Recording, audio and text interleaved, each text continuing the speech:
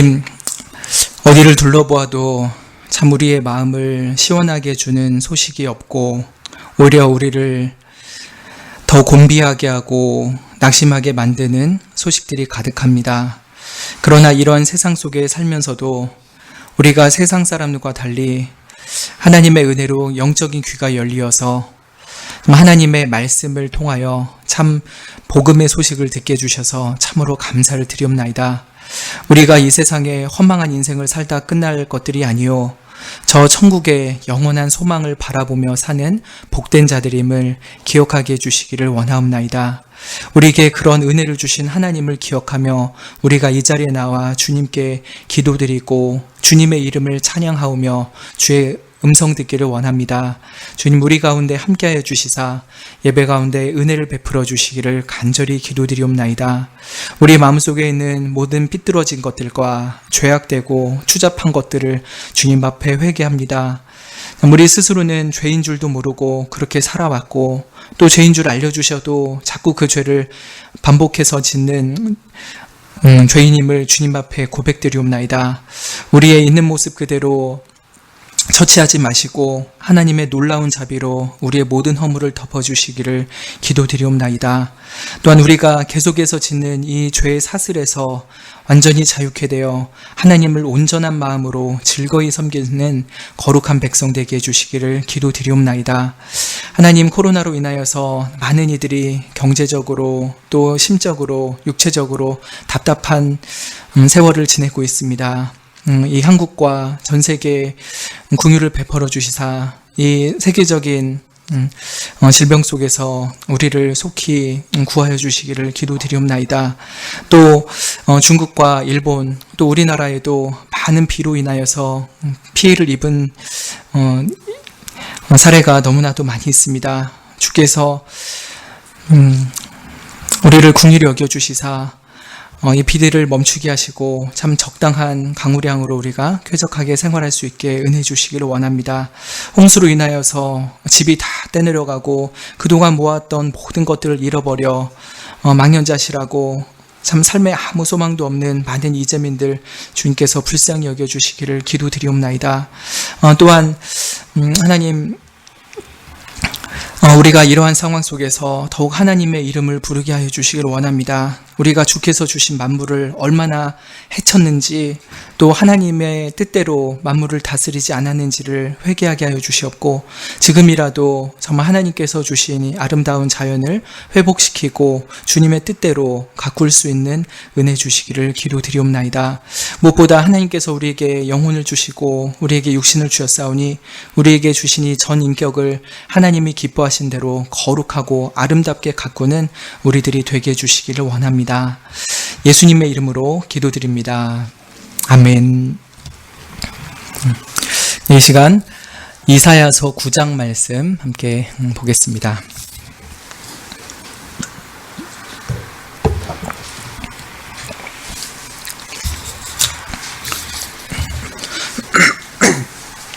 (9장) 1절부터 7절까지 교독하겠습니다.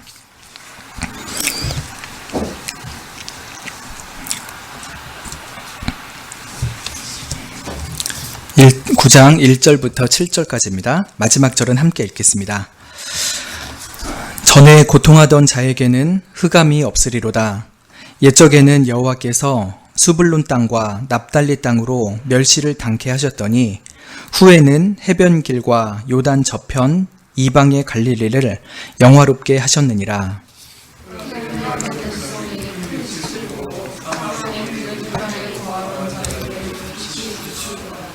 주께서 이 나라를 창성케 하시며 그 즐거움을 더하게 하셨으므로 추수하는 즐거움과 탈취물을 나누는 때의 즐거움 같이 그들이 주 앞에서 즐거워하오니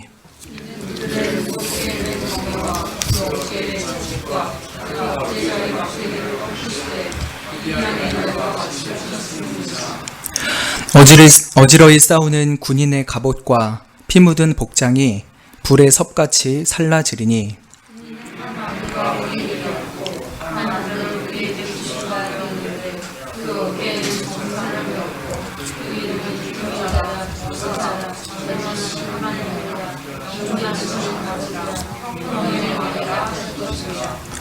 그 정사와 평강의 대함이 무궁하며 또 다윗의 위에 앉아서 그 나라를 굳게 세우고 자금 이후 영원토록 공평과 정의로 그것을 보존하실 것이라. 만군의 여호와의 열심히 이를 이루시리라. 아멘. 오늘 읽은 본문은 종종 설교나 개인 묵상을 통해서 접하셨던 말씀이라 생각이 듭니다. 그런 말씀을 좀 더 깊이 있게 나눠보고자 이 설교로 말씀을 나누고 싶습니다. 오늘 본문을 잘 이해하기 위해서는 그 역사적인 배경을 좀 살펴볼 필요가 있을 것입니다. 때는 예수님이 태어나시기 전 734년 전쯤 될 것입니다. 이 가까운 역사적 배경이 이사야서 7장부터 시작이 됩니다. 그때 무슨 일이 있었냐면은 남유다는 12번째 왕 아하스가 다스리고 있었는데요. 그 아람이랑 북이스라엘이 연합군을 만들어서 이 남유다를 쳐들어온 때였습니다. 왜냐하면 당시에 아수르라는 나라가 이 팔레스타인 지방으로 쭉 점령을 하러 오려고 했기 때문에 아람이랑 북이스라엘이 그 아수르를 막고 싶었기 때문이죠. 그런데 자기들끼리의 힘으로는 좀 부족하니까 남유다 너희도 같이 하자 이렇게 얘기를 한 것입니다. 이게 좀 실정이 잘 와닿지 않을 수도 있는데 우리나라에 비근하게 얘기를 해보면요, 제가 새벽기도 때 말씀드린 것처럼 남유다가 남한이라고 생각을 해봅시다. 그리고 북이스라엘이 북한이라고 생각해봅시다. 근데 중국이랑 북한이 힘을 합쳐가지고 연합군을 만들었어요. 왜 그러냐면은 아수르 같은 미국이 쳐들어온다고 해가지고, 미국이 쳐들어온다고 하니까 중국이랑 북한이 힘을 합쳐가지고 싸우려고 하는데 자기들끼리는 좀 힘이 안 될 것 같아요. 그래서 남한한테 와가지고 남한 너희도 좀 같이 싸워줘라 이렇게 하는 거죠. 근데 이 남유다가 잘 생각해보니까 북이스라엘이랑 아람이랑 같이 해서는 승산이 없는 거예요. 그래가지고 우리는 더 센 미국 같은 아수르한테 붙겠다 이렇게 생각을 하면서 연합군 제안을 거절합니다. 그러면 어떻게 됩니까? 여러분, 중국이랑 북한이 남한이랑 같이 하자고 했는데 남한이 너희랑 안 붙을래, 나는 미국한테 붙을래, 그러면은 어떻게 할까요? 미국을 바로 치는 것보다는 자기들 뒤에서 칠 수 있는 남한을 먼저 치고 그 다음에 미국을 치겠죠. 마치 그런 것처럼 북이스라엘이랑 아람이 그러면 남유다부터 치자, 그래야 뒤가 탄탄해서 앞에서 전진해오는 아수르를 이길 수 있을 것이다, 이런 생각을 하면서 먼저 남유다를 칩니다. 그러나 남유다가 혼자서 이 아람과 북이스라엘을 이길 능이 없었습니다. 그래서 쳐들어왔는데 남유다 아하스가 부들부들 떱니다. 백성들도 부들부들 떱니다. 어떡해, 우리 죽었다. 그런데 하나님께서 이사야를 아하스 왕에게 보내십니다. 그래가지고 아하스야, 걱정하지 말아라. 내가 아람이랑 북이스라엘을 다 물리쳐 줄 거다. 내 말 믿지? 근데 잘 못 믿겠으면은 내가 징조를 하나 줄게. 뭐냐면 신기하게도 처녀가 임신을 해가지고 아기를 낳게 될 거야. 근데 그건 좀 멀리 있을 일인데 좀 더 가까이 있을 징조를 하나 더 알려줄게. 그건 뭐냐면 한 아이가 태어나서 선악을 분별하는 한 12살쯤 되기 전에 이 아람이랑 북이스라엘이 망하게 될 거야. 이 아이가 태어나는 것이 그 11년 안에 그 두 나라가 멸망하게 될 징조가 될 거야. 이렇게 아하스에게 말씀을 하시죠. 그러면서 그렇다고 근데 내가 어떻게 두 나라를 멸망시킬지 아니? 내가 아수르라는 나라를 보내서 이 아람과 북이스라엘을 멸망시킬 거야. 그렇다고 해서 아하스야, 너 아수르를 의지하진 말아라. 내가 아수르를 보내서 이기게 하는 거니까 내가 승리를 주는 거지 아수르가 승리를 주는 거는 아니야. 그러니까 너는 나만 의지해야지 승리를 할 수 있을 것이다. 만약에 네가 아수르를 의지하고 그러면은 결국은 아수르가 너 남유다까지도 다 칠 것이야. 이렇게 해서 하나님께서 앞으로 있을 일에 대해서 좋은 징조를 보여주시기도 하고 경고도 주셨던 것이죠. 마치 다시 좀 우리나라로 얘기하면은 남한아, 중국이랑 북한이 쳐들어온다고 해서 미국한테 붙지 말아라. 결국은 미국이 이 두 나라를 치기는 할 건데 미국이 이기게 하는 게 아니라 내가 이기게 하는 거야. 미국을 보낸 건 나고 승리의 근원은 나니까 나만 믿어야 된다. 나 대신에 미국을 의지하고 미국을 믿게 되면은 너는 결국 미국한테 깨질 거야. 이런 말씀을 하는 것이죠. 좀 우리나라 실정이랑 더 와닿게 이해가 되실 거예요. 그래서 결국은 하나님께서 하시는 말씀이 8장 13절에 있습니다. 너희는 만군의 여호와 그를 거룩하다 하고 여호와 하나님만을 너희의 두려워하고 놀랄 자를 삼아라. 그가 거룩한 피할 곳이 되실 것이다 라고 하는 것입니다. 그래서 지금 두 나라가 이미 쳐들어온 상태예요. 전쟁이 시작된 거죠. 그래서 부들부들 떨고 있는 아하스에게 너 절대 지지 않을 테니까 나만 믿어.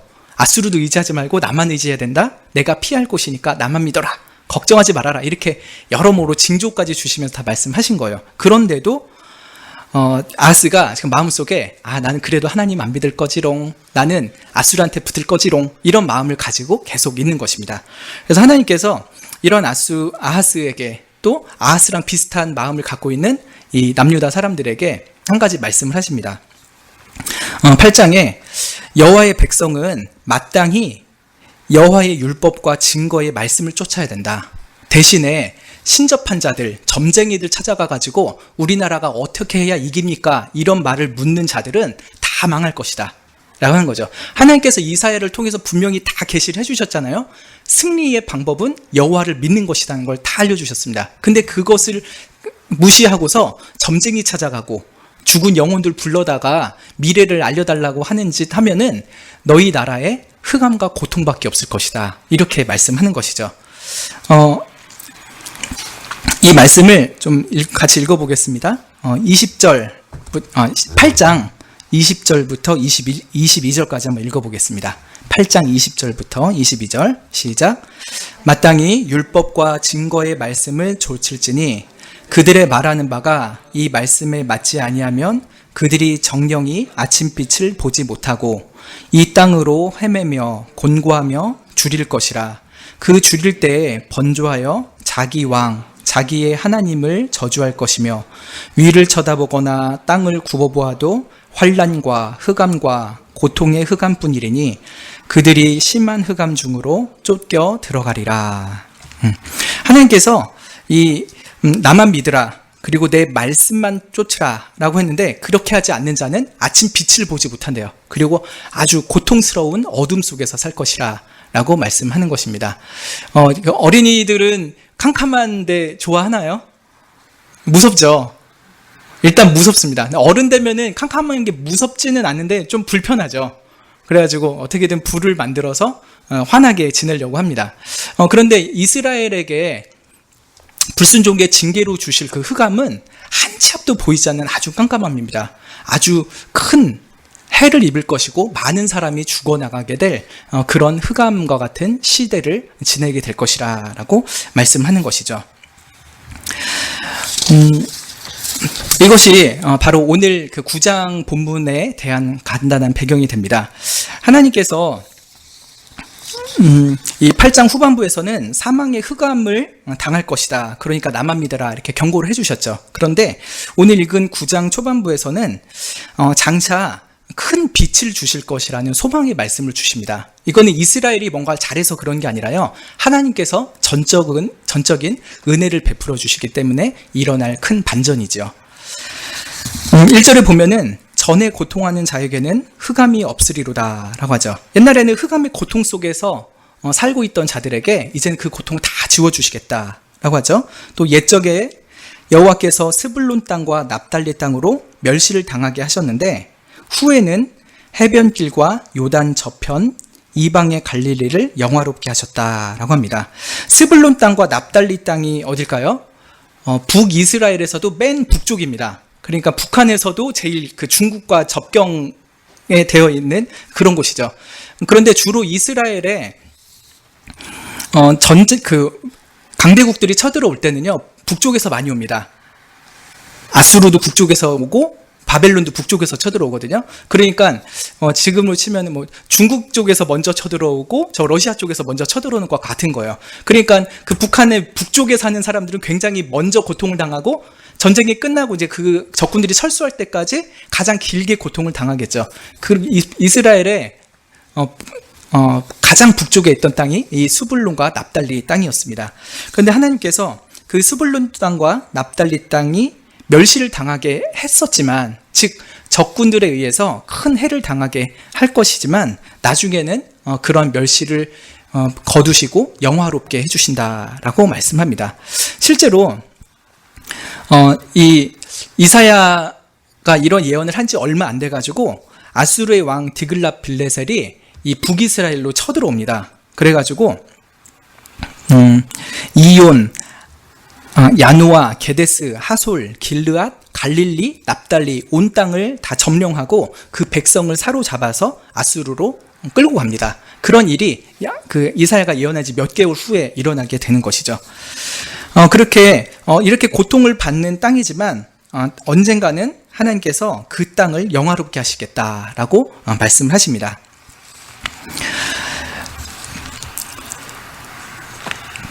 근데 그러한 영화가 어떻게 이루어질 것인가 했을 때 2절에서 말씀하시는데요.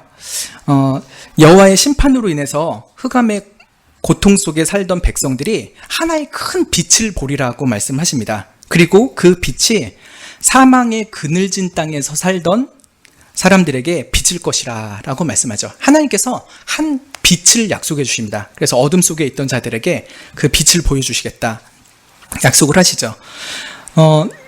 그리고 3절에 주께서 이 나라를 창성케, 즉 번성케 하시고 그 즐거움으로 즐겁게 하셨으므로 추수하는 즐거움, 또 전쟁에서 이기고서는 그 탈취물을 거두는 그런 즐거움처럼 하나님 앞에서 즐거워하게 하겠다라고 말씀합니다. 여러분, 전쟁 나면은 적군들이 와가지고 곡식들 다 뺏어가죠. 군량미로 쓰려고. 그리고 또 여러 가지들을 다 빼앗아 갑니다. 여러 가지 물품들을. 근데 그런 일을 당했을 북이스라엘은 그 수확 기껏 농사졌던 거 다 뺏기고 애써 모아놨던 재산들 다 뺏기니까 그 허탈감과 삶의 두려움이 얼마나 컸을까요? 근데 하나님께서 장차 큰 빛이 올 것이고 너희들이 잃었던 그런 추수의 즐거움, 또 오히려 적군을 이기는 즐거움을 다시 갖게 해주겠다라고 말씀을 하시는 것이죠. 근데 이러한 즐거움이 일어나게 될 세 가지 이유를 말씀하십니다. 그게 4절, 5절, 6, 7절 이렇게 나누어집니다. 우리나라 성경에는 왜냐하면이라는 말이 다 빠져 있어요. 근데 4절의 시작에도 왜냐하면이 있어요. 5절에도 왜냐하면이 있습니다. 그리고 6절과 7절은 하나로 묶으면 되는데 6절 시작에도 왜냐하면이 있습니다.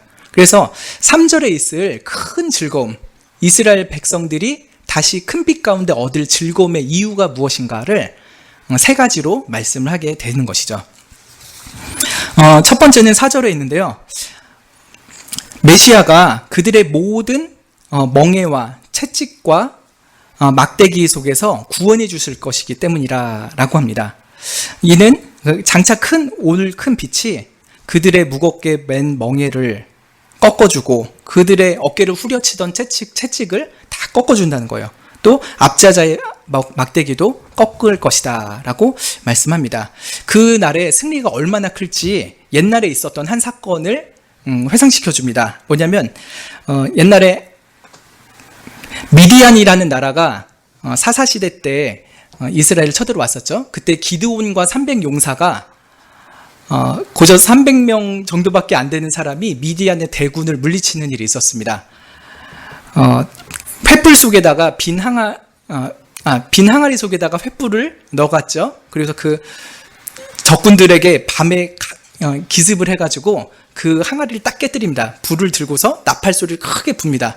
자고 있던 미디안 사람들이 깜짝 놀래가지고 어마어마한 그 이스라엘 적군들이 쳐들어왔나 보다 생각을 합니다. 그래가지고 막 밤중에 서로 막 칼질을 하면서 서로를 막 죽이게 되었죠. 그래서 그때 정말 칼도 제대로 쓰지 않고서 어마어마한 승리를 거두게 했었던 사건이 있었죠. 근데 그러한 사건이 앞으로 이스라엘 가운데 또다시 재현될 것이다 라고 말씀을 하는 것이죠.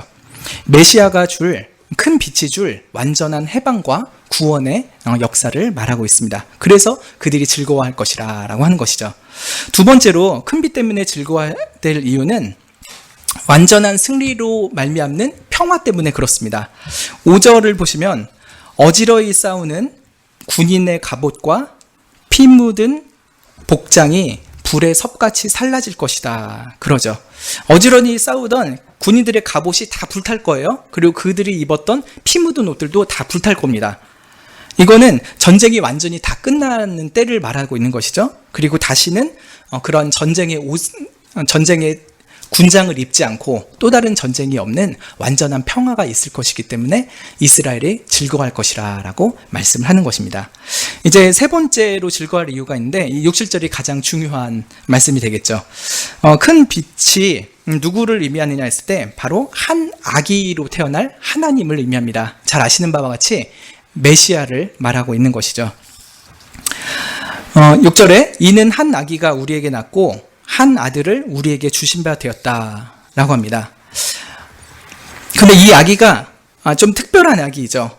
그냥 이 세상에 태어나는 흔하고 흔한 많은 아기 중에 한 명이 아닙니다. 매우 특별한 한 아기입니다. 이것은 앞으로 먼 훗날 태어나게 될 하나님의 아들 예수님을 말하고 있는 것이죠.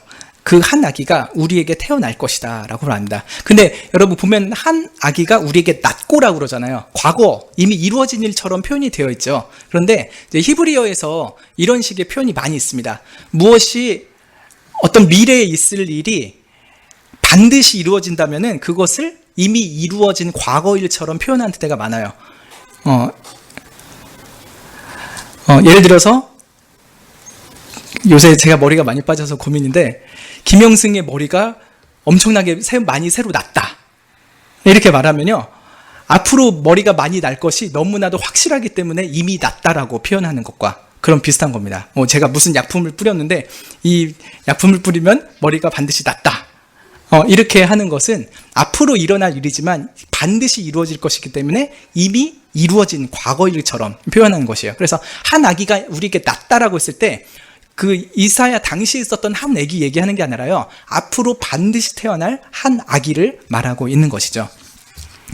그리고 한 아들을 우리에게 주신 바 되었다라고 하죠. 하나님께서 이 일을 다 하시는 겁니다. 그리고 이 아기가 아기이고 아들이라고 하니까 분명히 사람이잖아요. 사람이라는 것을 강조하지만요, 6절 하반절을 보면은 신기하게도 그 아기가 하나님이라는 것을 여러 각도로 말씀합니다. 보십시오. 그 어깨에는 정사를 메었다라고 하죠. 이 정사는 만물에 대한 통치권을 말합니다. 한 아기가 태어났는데 그 아기는 만물을 통치하는 권세를 가지고 있는 아기라는 거예요. 보통 아기가 아니죠. 근데 이 아기는 사실 아기의 이름이 있는데 뭐냐면 기묘자라 모사라라고 합니다. 그러니까 우리나라 성경에서는 이게 기묘자라 모사라 나눴지만요, 원래는 기묘한 모사이다 이렇게 하나로 붙이면 됩니다. 뒤에 것들도 그러잖아요. 전능한 하나님이다, 영존하시는 아버지다, 평강의 왕이다 하는 것처럼요, 기묘한 모사라 이렇게 붙여서 보는 것이 더 맞습니다. 근데 이 아기는 이름이 있는데 그 중에 첫 번째 뭐냐면 참 기묘한 지혜자다라고 하는 것입니다. 그 지혜가 너무나도 뛰어난 아기이다 라고 하는 것이죠. 제가 유튜브에서 어떤 아이에 대한 걸 봤었는데 IQ가 300이래요. 태어난 지 6개월 만에 말을 시작했대요. 그리고 3살 때부터 그 뉴욕타임즈였나? 그런 걸 읽었대요. 그리고 8살 때 7개 국어를 하고 12살 땐가 됐을 때 40개 국어를 했대요. 그리고 11살에 하버드에 입학을 해가지고 거기서 이제 되게 빨리 학위를 마치고 교수가 됐어요. 근데 교수가 됐는데 너무 어린 사람이 교수가 되니까 20살 넘어서 이제 하버드 대학교에 온 사람들이 애를 좀 무시하는 거예요. 물론 자기보다 월등히 뛰어나죠. 정말 IQ 300이면 어떤 사람이겠습니까? 근데 이렇게 사람들이 무시를 하고 그래가지고 이 사람이 너무 이렇게 마음이 상하고 그래가지고 결국에는 이렇게 되게 그냥 변변치 않은 일을 하다가 인생을 마감했다고 해요. 근데 그런 아기 태어났을 때 부모가 얼마나 놀랐겠어요. 우리 아들 정말 천재 아니야? 이랬겠죠. 근데 그 아기는 결국은 그 인생의 말로가 참 좋지를 않았습니다. 근데 하나님께서 주실 한 아기, 그 아기는 기묘한 모사인데 그 지혜가 영원히 끝이 없는 거예요. 그래가지고 그가 이 세상을 만들기도 하고 이 세상을 창조하기도 하고 이 세상을 구원하기도 하는 그런 완전한 지혜자로 올 것이라는 것을 이렇게 말씀합니다. 또 이 아기는 전능한 하나님이라고 합니다.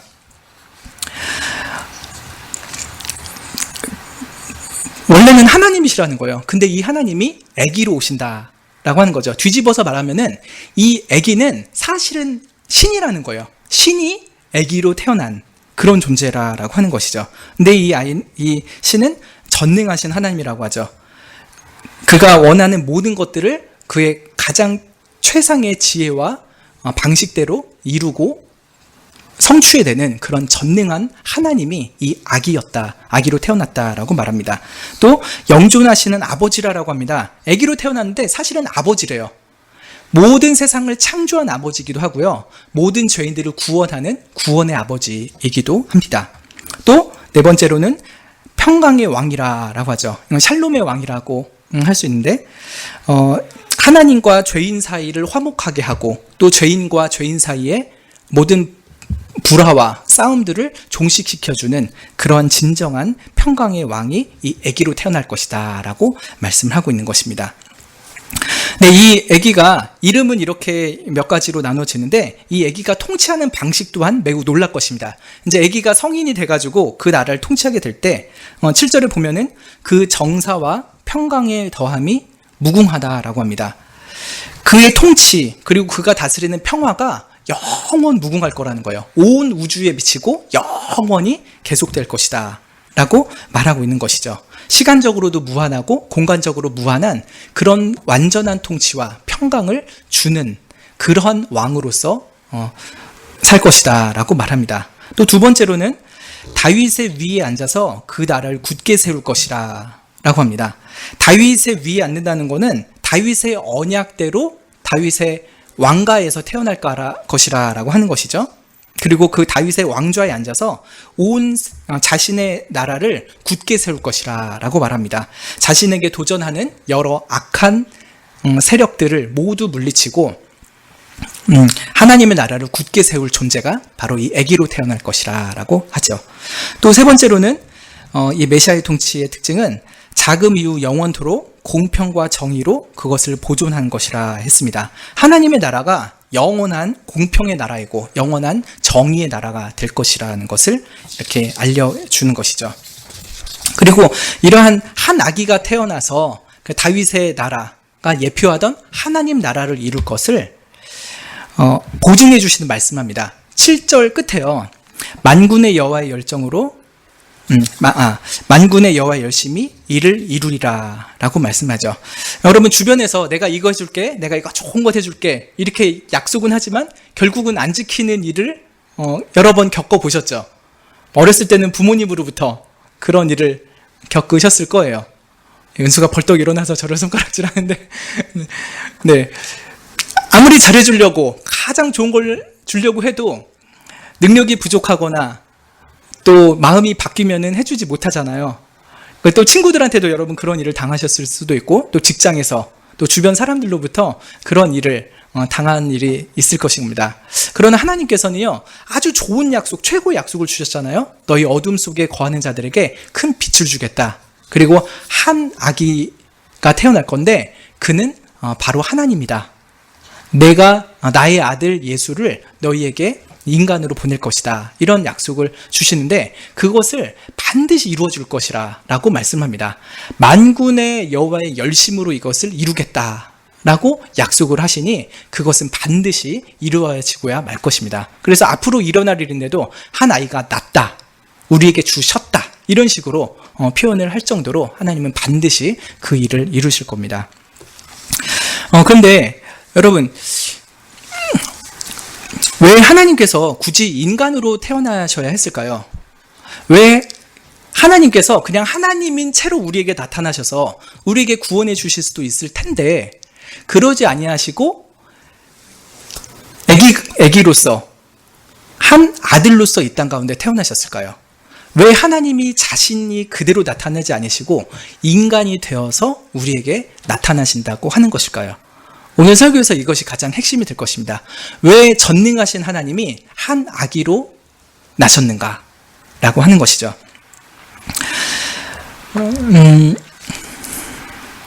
사실 저는 이 본문을 읽으면서 가장 은혜가 됐던 부분이 바로 이 한 아기가 우리에게 낳고 라고 하는 부분이었습니다. 왜냐면요, 그 전능하신 하나님, 그리고 공의롭고 공평하신 하나님이 우리 가운데 그대로 딱 나타나신다면은 저 같은 죄인은 도저히 그 앞에 설 수가 없을 것 같아요. 이사야가 그 스랍들이 하는 것들을 봤잖아요. 그 천사들조차도, 그 죄 없는 천사들조차도 하나님을 보면서 그렇게 두려워 떨었는데 이사야는 더 두려워 떨었죠. 그리고 이사야보다 훨씬 더 악한 저는 더 두려워 떨 수밖에 없을 것입니다. 전능하신 하나님이 그 모습 그대로 우리에게 드러난다면은 하나님은 우리에게 자비의 하나님이라기보다는 공포의 신으로 나타나게 될 것입니다. 우리가 하나님 앞에 범죄했던 죄, 그리고 하나님이 우리에게 쏟으실 그 모든 진노와 형벌의 무게 때문에 우리는 그냥 압사당할 수밖에 없을 것입니다. 그런데 그 하나님이 그 전능하신 하나님 자체로 나타나지 아니하시고 한 아기로 나타나신다고 우리에게 약속을 해주십니다. 왜 그럴까요? 우리는 정말로 아담의 첫 범죄로 인해서 원죄를 가지고 태어나죠. 죄인으로 태어나서 죄를 실컷 짓다가 죄값을 치러서 죽어야 할 운명이었습니다. 그렇지만 하나님께서 세상 모든 죄인들 중에서도 하나님의 백성을 선택해 두셨죠. 그리고 그들을 구원하기 위해서 오늘 약속하신 한 아기를 우리에게 보내주신다라고 약속을 하십니다. 근데 이 아기는 그냥 보통 아기가 아니라 하나님이셨던 아기입니다. 그러면 우리는 생각하게 됩니다. 도대체 왜, 무슨 이유 때문에 우리의 구원자가 참 하나님이시지만 인간이 되셔야만 했는가? 그냥 하나님이시면 안 되는가? 혹은 그냥 인간이기만 하면 안 되는가? 왜 꼭 둘 다여야만 하는가? 이런 생각을 할 수 있게 되는 것이죠. 여러분, 참 신비한 일이지 않습니까? 왜 신이 인간이 되어야만 했는가? 먼저 우리를 구원할 큰 빛, 우리를 위해서 오실 메시아가 반드시 인간이어야 되는 이유를 말씀드리겠습니다. 한 가지는 인간이 죄를 지었기 때문에 인간의 죄를 대신 해결해 주기 위해서는 인간이어야만 하기 때문에 그렇습니다. 범죄한 인간을 대신하려면 우리와 똑같은 인성을 가져야 되는 것이죠. 소가 우리를 대신해서 죽는다고 우리의 죄를 용서해 줄 수 있을까요? 그럴 수 없습니다. 소는 우리 인간이 아니니까. 우리 인간이 죄를 지었다면 우리 인간이 죽어야만 죄값을 제대로 치렀다라고 할 수 있을 것입니다. 그래서 하나님이 신이기만 해서 우리를 대신해서 죄값을 치를 수가 없는 것입니다. 여러분, 성부 하나님, 성령 하나님이 우리를 대신해서 죄값을 치르셨습니까? 성부와 성령 하나님은 신성만을 가지고 계시죠. 인성을 가지고 계시지 않습니다. 성부가 우리를 대신해서 죽지 않으시고 성령 하나님도 우리를 대신해서 죽지 않으십니다. 그러나 예수님, 성자 예수님은 우리 같은 인성을 가지고 우리 같은 인간을 대신해서 죽으셨던 하나님이신 것이죠. 그래서 우리를 구원할 메시아는 반드시 사람이어야 했습니다. 사람을 대신해서 죽어야 하기 때문에 사람이어야만 했죠. 그래서 하나님이 한 아기로 이 땅 가운데 온 것입니다. 그리고 두 번째로 사람이어야 된 이유는 반드시 죽을 수 있어야 하기 때문입니다. 죄의 삭은 사망이죠. 그래서 우리의 죄값을 치른다고 하면 반드시 죽어줘야만 합니다. 그런데 성부 하나님이 죽을 수 있습니까? 성령 하나님이 죽을 수 있습니까?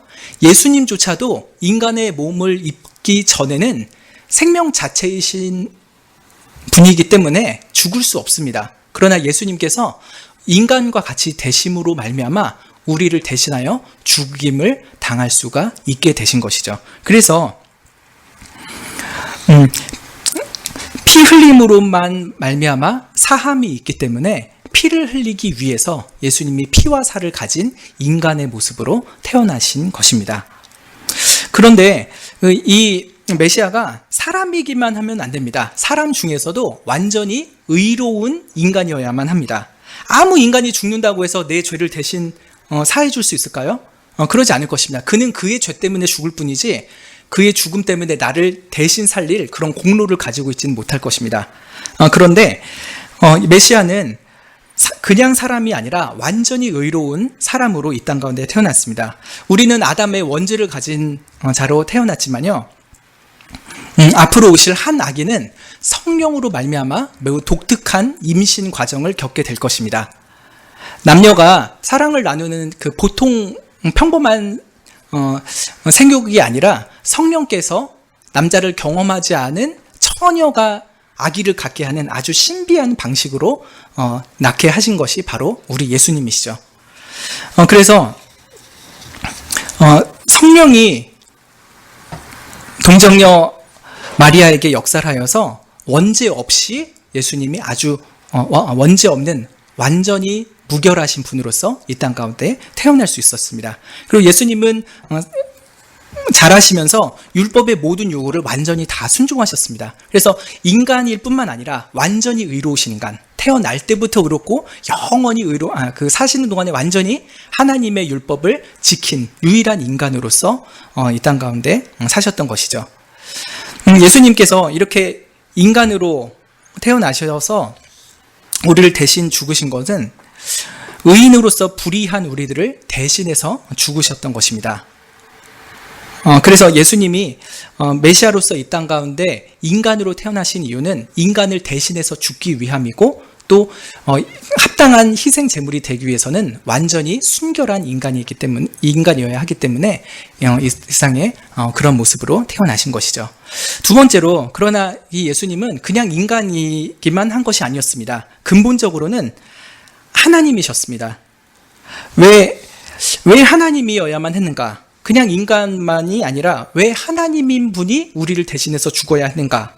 라고 했을 때 한 가지 이유는 우리의 죄값이 영원한 사망인데, 그 영원한 사망의 죽음을 대신 당하기 위해서는 그의 죽음이 영원한 가치를 가져야 되기 때문입니다. 한 인간의 죽음은 영원한 가치를 갖지 않을 거예요. 그러나 하나님이신 분이 인간으로 와서 죽는다면은 그의 신성으로 말미암아 그 인간의 죽음이 영원한 가치를 갖게 되기 때문에 예수님이라는 분의 한 인간의 죽음은 영원한 가치를 지닌 죽음이 되는 것이죠. 한 인간으로서만 죽은 것이 아니라 신성의 무한한 가치를 가진 분으로서의 죽음이기 때문에 예수님은 우리를 대신해서 영원한 사망을 당하셨다라고 할 수 있는 분이 되는 것입니다.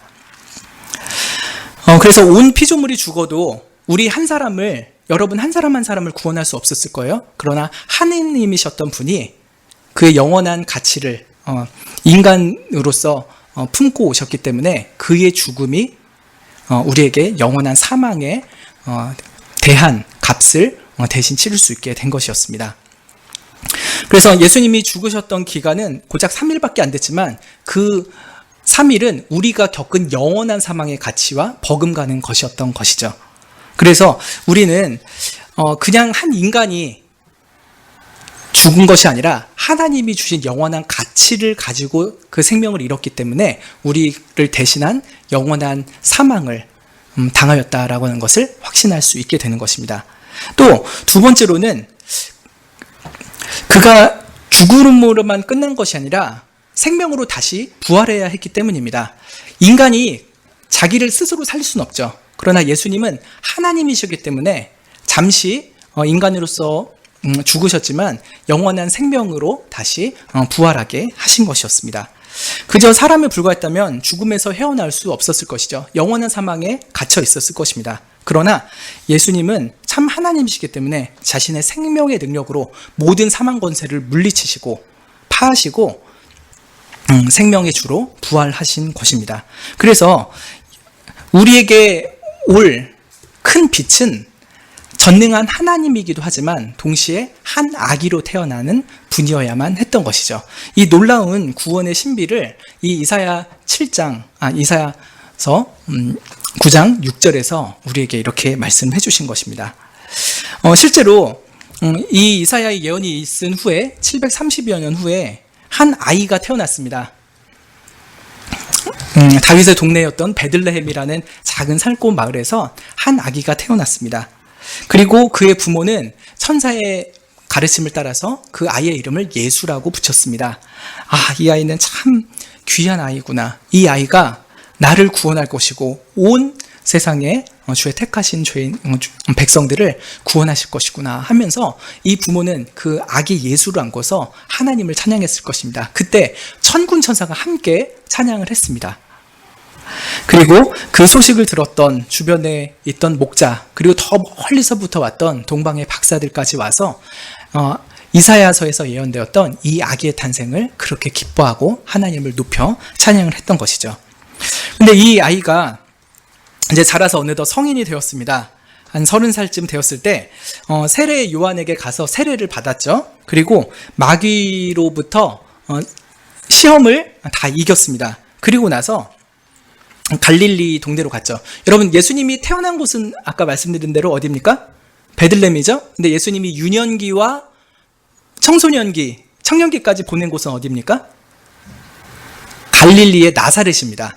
그래서 갈릴리 나사렛 예수 이런 식으로 얘기를 하잖아요. 예수님이 30살 전까지는 이제 나사렛에서 생활하신 거예요. 근데 그 예수님이 공생애를 시작하시기 직전에 가버나움이라는 곳으로 이사를 하십니다. 나사렛은 갈릴리에서 서쪽에 있는 곳이고요. 가버나움은 갈릴리에서 북쪽에 있는 곳입니다. 근데 예수님께서 굳이 북쪽으로 오셨어요. 북쪽으로 이사를 하셨습니다. 그리고서 거기서부터 천국 복음 전파 사역의 첫 시작을 하신 것입니다. 근데 왜 그랬느냐? 예수님은 이 이사야서 9장의 말씀이 자기에게 응하게 하시려고 의도적으로 이사를 하신 것이었어요. 누가복음 4장 14절에 보면은 예수님께서 성령의 권능으로 갈릴리에 가셨다라고 하거든요. 이제 갈릴리에 갔다는 건 가버나움에 갔다는 말씀이에요. 성령의 권능으로, 즉 성령의 인도하심과 충만함을 받아서 갈릴리 가버나움으로 이사를 하셨다라고 하는 것이 기록되어 있습니다. 그리고 마태복음 4장에 예수님께서 이 가버나움에 오신 일이 어떤 영적인 의미가 있는지를 말씀합니다. 우리 한번 같이 찾아보겠습니다. 마태복음 4장입니다.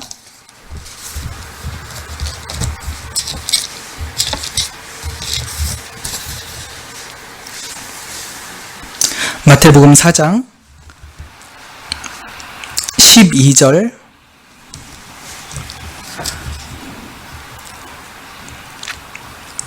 12절 13절 제가 읽어보겠습니다. 예수께서 요한의 잡힘을 들으시고 갈릴리로 물러가셨다가 나사렛을 떠나 스불론과 납달리 지경 해변에 있는 가버나움에 가서 사셨다라고 합니다. 예수님께서 굳이 나사렛에서 가버나움으로 이사하신 이유가 있다라고 하는 것이죠. 우리가 이사할 때는 주로 뭐 때문에 합니까?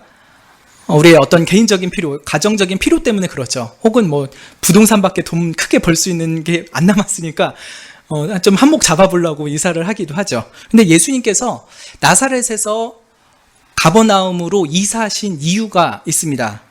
뭐라고 하냐면 14절에 보면요. 이는 선지자 이사야로 하신 말씀을 이루려 하심이라 라고 했죠. 의도적인 이사였다라고 하는 것입니다. 근데 그 이사야의 말씀을 이루기 위함이 도대체 무슨 의미입니까?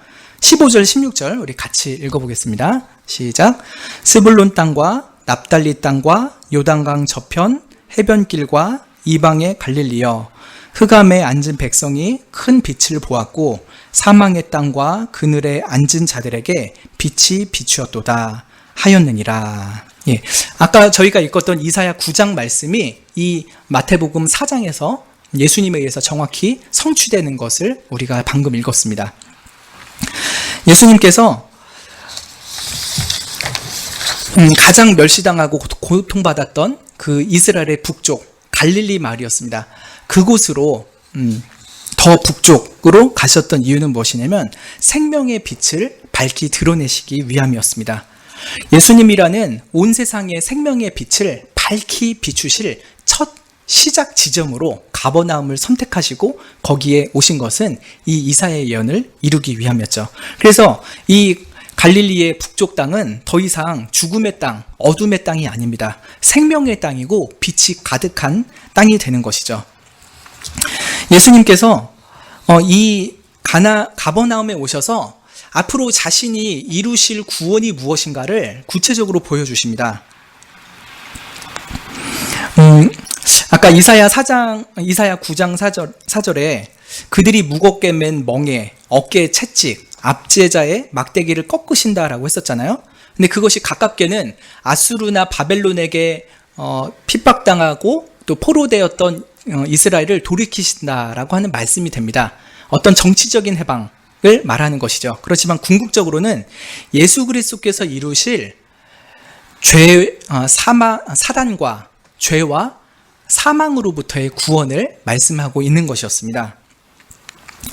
예수님께서 이루실 구원은 우리를 사단으로부터 구원하시는 것, 또 죄로부터 구원하시는 것, 또 사망으로부터 구원하는 것입니다. 근데 그런 일들을 이 가버나움에서 이미 다 보여주신 것이에요. 마가복음 1장에 보면요, 예수님께서 이 가버나움, 이제 새로 이사하신 동네죠. 이 동네에 와서 근처에 있는 회당에 들어가십니다. 우리도 어디 동네 이사 가면은 거기 교회부터 찾아가듯이요, 예수님께서 딱 새로 이사 간 동네에 안식일이 되니까 회당에 먼저 찾아가셨죠. 근데 거기서 더러운 귀신 들린 사람이 있는 것을 발견하십니다. 그리고 그때 더러운 귀신 들린 사람으로부터 그 귀신을 쫓아내십니다. 이것은 무엇입니까? 예수님의 구원이라는 것이 온 인류를 타락시키고 자신과 함께 영원한 멸망에 빠지게 되도록 사람들에게 거짓 말을 일삼았던 마귀의 권세를 멸하신다는 것을 말씀하셨습니다. 가버나움에서 한 사람의 들어가 있던 더러운 귀신을 쫓아내셨지만 그것은 가버나움이 아니라 온 인류에서 사단의 권세를 멸하실 것을 미리 보여주는 한 사건이었던 것이죠. 그리고 마가복음 2장에서는 예수님께서 자기 집에 계실 때 한 중풍병자가 이렇게 그 친구들에 의해서 지붕 뚫고서 내려오는 사건이 있었잖아요. 그때 예수님께서 하신 말씀이 소자야, 내 죄사함을 받았느니라 라고 말씀하십니다.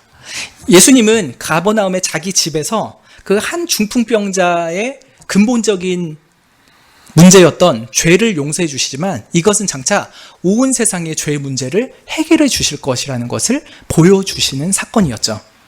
그리고 마가복음 5장에서는 가버나움의 회당장이었던 야이로라는 사람의 딸이 죽은 사건이 있었습니다. 근데 그 이미 죽었던 그 딸에게 찾아가서 예수님께서 뭐라고 하십니까? 달리다굼이라고 하시면서 그녀를 일으키십니다. 그때 죽었던 그 딸이, 회당장의 딸이 살아나는 놀라운 기적을 보여주셨습니다.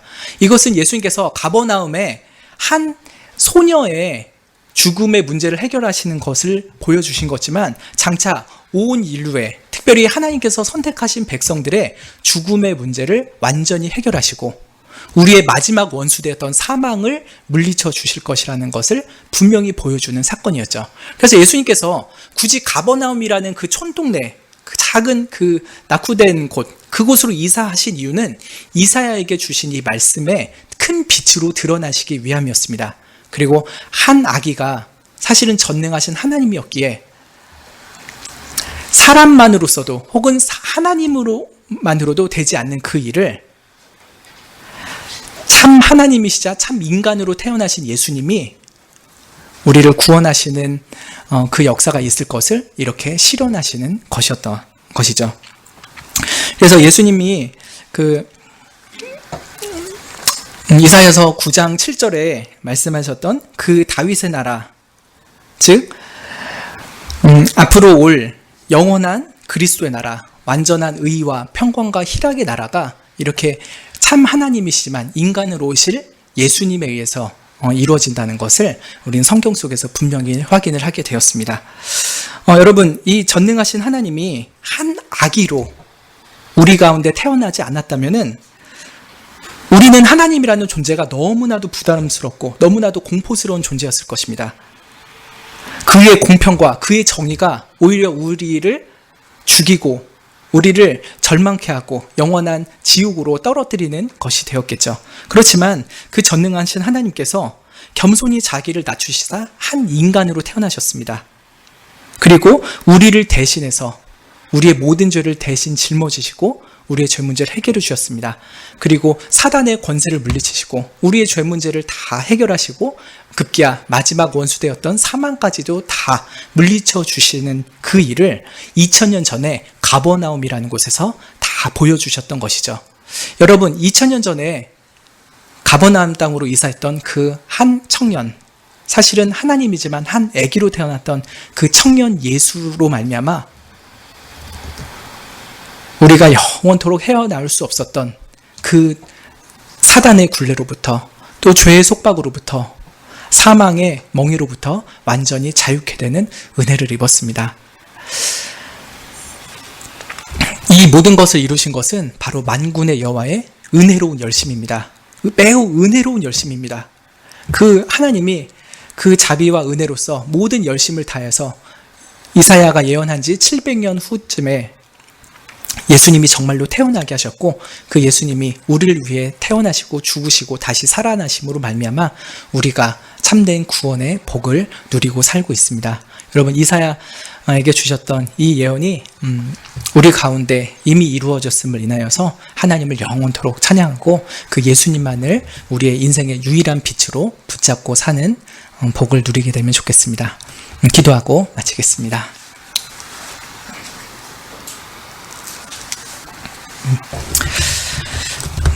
전능하신 하나님이 한 아기로 태어났다는 그 놀라운 소식이 우리에게 믿어지게 해주셔서 참 감사합니다. 그리고 그 아기가 자신의 고향을 떠나 굳이 가버나움으로 이사하여서 우리들을 모든 사단과 죄와 사망으로부터 구원한 진정한 구원자라는 것을 알게 해주셔서 참으로 감사를 드립니다. 우리가 그 예수님을 믿음으로 영원한 생명을 얻었음을 오늘도 재확인하면서 우리에게 주신 이 생명과 억누를 수 없는 구원의 기쁨을 주신 하나님을 영원토록 찬양할 수 있게 해주시기를 간구합나이다. 우리가 세상이 참 어둡다, 아무런 소망의 빛이 없다라고 할 때 하늘에서 주신 이 큰 빛 예수 그리스도를 바라보며 절망하지 않고 낙심하지 않고 슬퍼하지 아니하고 믿음과 용기와 담대함과 소망으로 살아가게 해주시기를 기도드리옵나이다. 예수님의 이름으로 기도합니다. 아멘. 주님께서 가르쳐 주신 기도 아뢰므로 수요일 기도회를 마치겠습니다.